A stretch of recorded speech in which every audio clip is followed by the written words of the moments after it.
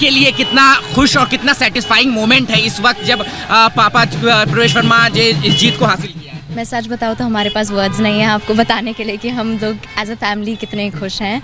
नई दिल्ली जो लोग थे उनकी इतनी दिक्कतें थी, इतनी शिकायतें थी, उसे दूर करने का उन्होंने हमें एक मौका दिया है, उनकी सेवा करने का एक मौका दिया है, उसके लिए हम बहुत ग्रेटफुल हैं। हम उनके बहुत बहुत आभारी हैं।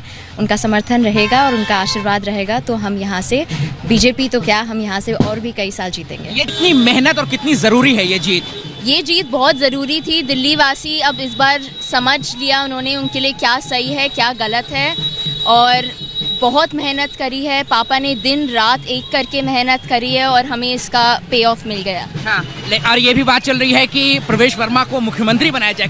कार्यकर्ता भी यहाँ पर ये मांग कर रहे हैं। वो पार्टी जो पद उन्हें देंगी वो एक्सेप्ट करेंगे। मुख्यमंत्री आगे की बात है, अभी हम एमएलए की जीत सेलिब्रेट करेंगे। अब जब पापा जीत गए उसके बाद आपकी बात हुई होगी, पहली बात उन्होंने क्या कही जीतने के बाद आपसे? उन्होंने बस यही कहा था कि बेटा आज दादाजी बहुत खुश हुए होंगे, आज उनके पापा बहुत खुश हुए होंगे। नई दिल्ली के लोग तो हैं ही खुश, लेकिन आज जो दादाजी लेगेसी छोड़ के गए थे, जो दिल्ली में काम छोड़ के गए थे, आज वो काम हो पाएंगे और ये पापा मुमकिन करेंगे, 5 साल में मुमकिन करेंगे, पार्टी के समर्थन के साथ मुमकिन। जीत कितनी खास हो जाती है कि जब आम आदमी पार्टी के सबसे बड़े नेता अरविंद केजरीवाल को हराया है आपके पापा ने। देखिए, चाहे वो अरविंद केजरीवाल जी हो, चाहे वो कोई भी हो, अगर आप काम नहीं करेंगे तो हार आपके लिए निश्चित है। और ये नई दिल्ली के लोगों ने उन्होंने दिखा दिया है कि नाम एक लेवल तक ही आपको मदद कर सकता है, उसके बाद अगर आप काम नहीं करेंगे तो नाम आपकी मदद नहीं कर पाए। लेकिन बेटा ये जिम्मेदारी उसी को मिलती है जो अपनी कामयाबी का लोहा मनवा लेते हैं। पापा को बड़ी जीत मिली है तो मिलना चाहिए, आप देखती हैं उन्हें। पापा ने बहुत पश्चिमी दिल्ली में काम करा है, उससे पहले एमएलए के दौर पे काम किया है, अब वापस एमएलए के दौर पे नई दिल्ली में काम करेंगे। और बस हमें जनता का समर्थन चाहिए, उनके लिए काम करना है और नई दिल्ली में विकास चाहिए। और इस सरकार का चेहरा भी वही थे, कैंपेन का चेहरा भी वही थे, तो सरकार जब बनेगी तो उसका सेहरा भी उन्हीं के सर पे बंधना चाहिए मुख्यमंत्री के तौर पे।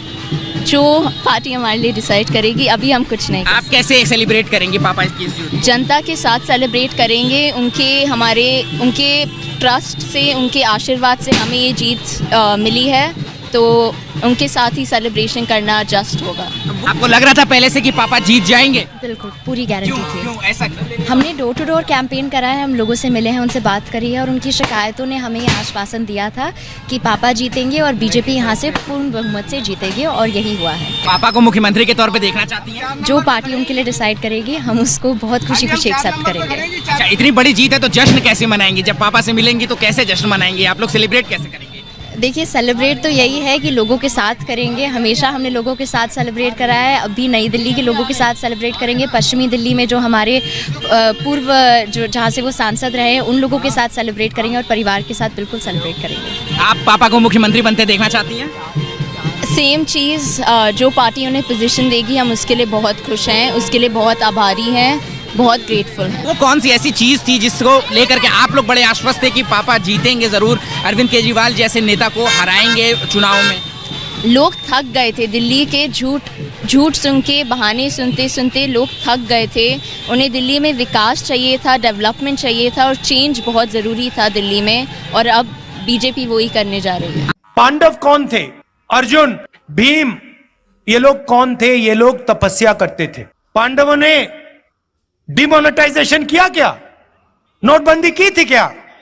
गलत जीएसटी लागू की थी क्या? कभी करते? कभी नहीं करते। क्यों नहीं करते? क्योंकि वो तपस्वी थे।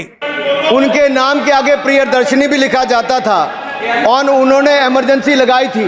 लेकिन माननीय सभापति जी, मैं कहना चाहता हूं, दुशासन और दुर्योधन दुष्ट भी हो सकते हैं, दुश्मन भी हो सकते हैं, बदमाश भी हो सकते हैं, लेकिन उन्होंने भी इमरजेंसी नहीं लगाई थी। चलिए राहुल गांधी जी, हम आपके बात से सहमत हैं कि पांडव ने कभी नोटबंदी नहीं की और पांडव ने कभी जीएसटी नहीं लगाई, तो फिर कौरव इतना नीच घटिया कुकर्म इंसान था, उन्होंने भी कभी इमरजेंसी नहीं लगाई। फिर कौरव इतना घटिया इंसान था, उन्होंने भी कभी फोर्स घोटाला नहीं किया। कौरव इतना नीच था, उन्होंने भी कभी जीप घोटाला नहीं किया।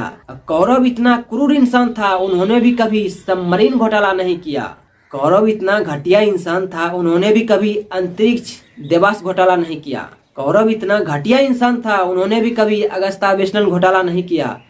कौरव इतना क्रूर इंसान था, उन्होंने भी कभी 2G स्कैम घोटाला नहीं किया। कौरव इतना घटिया इंसान था कि उन्होंने भी कभी कोयला घोटाला नहीं किया। कौरव इतना नीच हरामखोर के इंसान थे, फिर भी उन्होंने यूरिया स्कैम घोटाला नहीं किया। कौरव इतना घटिया इंसान था कि उन्होंने भी कभी वाल्मीकि योजना घोटाला नहीं किया। कौरव इतना घटिया इंसान था, उन्होंने भी कभी नेशनल हरियाल घोटाला नहीं किया। और कौरव इतना हरामखोर इंसान था कि उन्होंने भी कभी कॉमनवेल्थ घोटाला नहीं किया। कौरव इतना हरामखोर इंसान थे कि उन्होंने भी कभी चारा घोटाला नहीं किया। वाह राहुल गांधी जी वाह, नंगा नाच करोगे तुम और थोपोगे दूसरे ऊपर। यही तो ये कांग्रेस की रीति रिवाज है कि 60 साल से राज किया, लेकिन देश को इसने सिर्फ घोटालेबाज का सिवा और कुछ नहीं दिया। 1952 से लेकर 1990 तक कांग्रेस के सभी मैनिफेस्टो में देखिए कि उन्होंने ओबीसी का विरोध ही किया है कि हम ओबीसी का आरक्षण नहीं देंगे। तो ये अभी चला है कि हम ओबीसी को रिजर्वेशन देंगे और ओबीसी को हम आरक्षण देंगे। तो इसके बाद पे कैसे विश्वास होगा? जब ये 10 साल के बाद सत्ता से बाहर रहा तब इसको समझ में आया कि सत्ता का मोह माया कैसा होता है ना। तो आप कमेंट करके बताइएगा कौन सही है और कौन गलत है। कौरव सही था या पांडव सही था, जिन्होंने जीएसटी नहीं लगाई और जिन्होंने नोटबंदी नहीं की, और कौरव जिसने इमरजेंसी नहीं लगाई और इतने सारे घोटाला नहीं किया। ये सभी घोटाला जो है ये सभी कांग्रेस पार्टी ने किया है, सभी इंडिया गठबंधन मिलजुल करके। तो आज का वीडियो हम यही एंड करेंगे। अगर वीडियो अच्छा लगा तो एक लाइक करें, अगर चैनल पर नए हैं तो एक सब्सक्राइब करें। हम आपको मिलेंगे इसी तरह के नेक्स्ट वीडियो में। जय हिंद, जय भारत, जय श्री राम।